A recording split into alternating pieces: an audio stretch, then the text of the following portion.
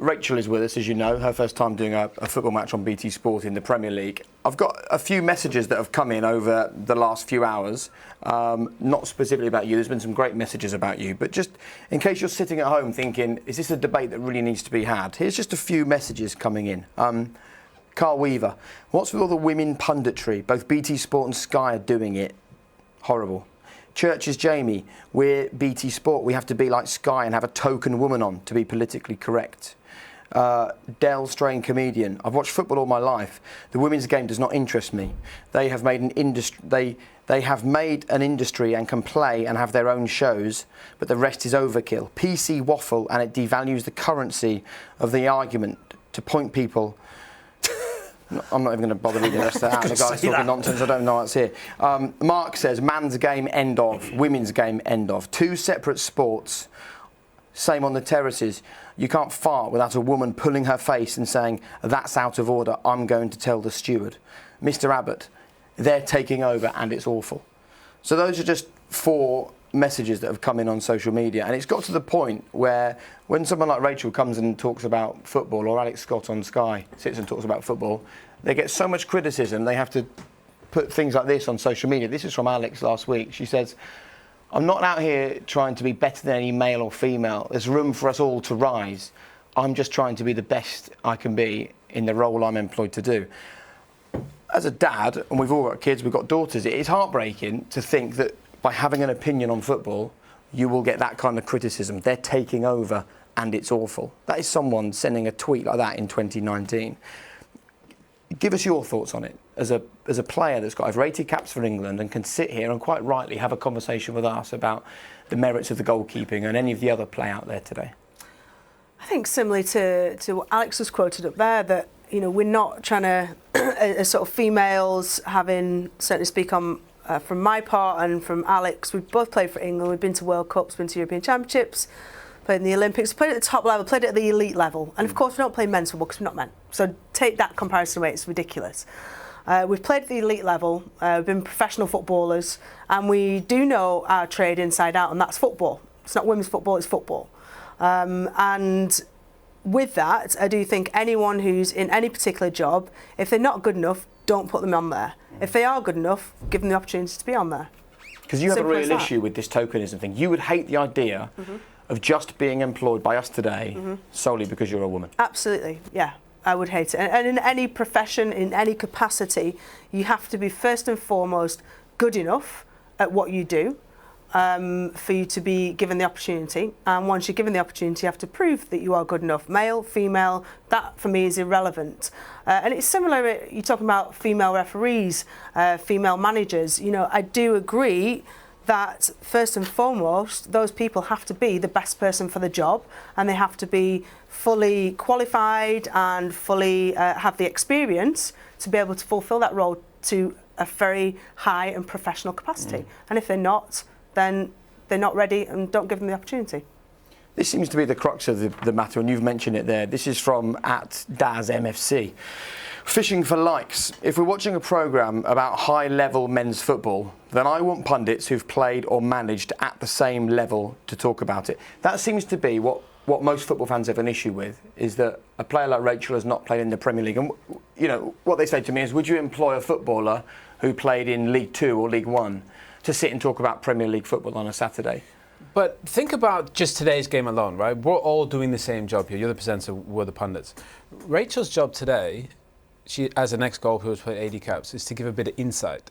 In terms of the goalkeepers that had a big impact on the game, Rachel gave some terrific insight that I haven't heard even from male pundits. So in that sense, insight is her job, whether she's male or female. And I think her role, obviously being an ex-goalkeeper, is to analyse a goalkeeper is probably better than any other position. Today, she did that. Whether you're male or female, I think the job is to do it well. It's not about just having men or women on, it's about doing it well. And I think today, I don't think you could watch that show and say, Rachel didn't know her stuff. So in that sense, a lot of these arguments are a little bit outdated and probably from people who are of a past generation. And the point is, we're getting into an area where it's becoming more inclusive. What's wrong with that? Why can't young people aspire to be in the position that Rachel is now, sitting on a chair talking about football? But that's exactly why it's sexist, though, isn't it? Because people will not... If you make a fluff or a mistake or get a name wrong, it's because you got it wrong. if Rachel or Alex or Eni or Karen Carney, it's because they're a woman and they don't know about the game. And this thing about elitism frustrates me so much because people say you wouldn't employ a League Two footballer. We wouldn't employ a League Two footballer to sit here and talk about a Premier League game because they've played in the 4th tier of professional football. We wouldn't employ a female pundit to sit here who played in the 4th tier of women's football. We would employ an elite female athlete who's played for her country, who's got 80 caps for her country, who knows what it's like to exist in elite environments and can absolutely relate to a male player existing in an elite environment. What matters is, you're both right, is to be able to sit here and eloquently explain what it's like being a footballer. Your gender is not your qualification, is it? You're not there because you're male. You're there because you played at the elite level. Yeah, because you played it. Yeah.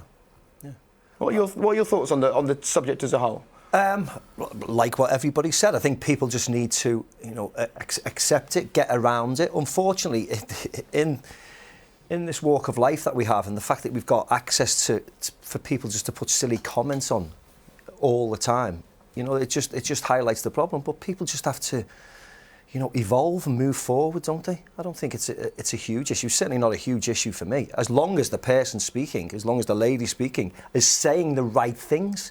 As she said today, I've never played in goal, so I was learning things today. Even though I've played at the highest level, you're still learning all the time, and you can't just shut your mind off just because of it's X, Y, or Z. And I think maybe it's easy for the four of us to sit in here in a lovely, warm TV studio, maybe slightly separated from what goes on out there. And I was outside all day, freezing cold. Different for you. Yeah, thank you.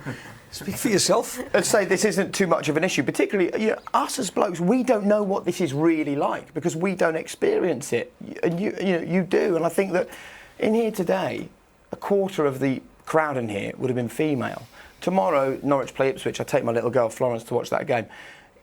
Women have just as much of a right to be inspired and empowered by the game as men, don't they? And our daughters should feel they can do what you've done, get to the top level, sit in a My 2 young daughters play football and I go and watch them.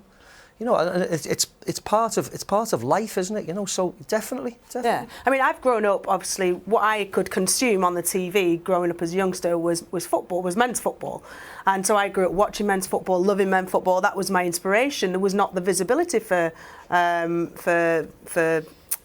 females in football as there is today.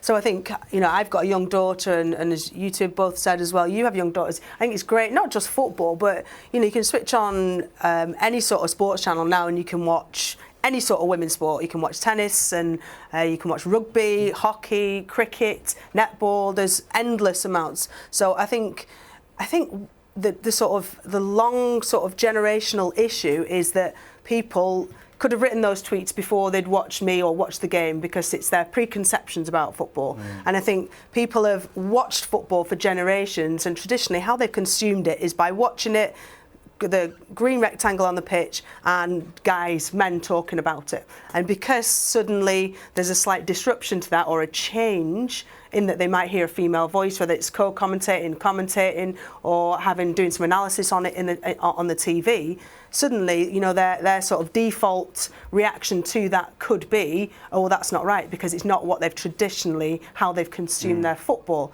But for me, it's not that that's wrong, it's just that that's change, and that's how things are evolving. And women's football is bigger and more brilliant than ever before. 4 million people watched England in the recent semi-final. I remember one of my first ever football jobs was presenting the Women's FA Cup final. It was at the City Ground with about 5,000 people there. The women's game is not what it was 10, 15 years ago. Nowhere near. No, absolutely. I mean, if you were to switch on and watch a token programme, a women's football show 15 years ago, admittedly, the product was pretty poor. And, I completely agree with that. It was completely amateur at the time, and we did what we could with the resources that we had. But, nowadays there's been huge resources from the FA and from various organisations pumped into it. The women's team, I think, are ranked 4th in the world at the moment. They're going into the World Cup this summer with expectations of winning it. There are more girls playing at grassroots than there ever have been. The structure, the pyramid, moving from grassroots to elite, is so well established now that it's like a completely different game. But Jake, that's the fantastic. point. The great thing about it is now there's opportunities for the women's game, whether you're a player or whether you're a coach, whether it's our kids who are going to play the game. There's opportunities to go into that. And I think the point is now that Rachel did this job today, the point is when you do something, whether you play, you manage or you coach or you do this job, you got to know your stuff. And if you know your stuff, there's terrific opportunities there. Yeah. And that's the great thing about this right now and the places in for the next generation, for our kids, there's going to be opportunities there, but you got to know your stuff. And Rachel knew her stuff. Anybody not saying that today that she didn't, doesn't know their stuff. But for whatever reason, for some reason, football seems to have been left behind.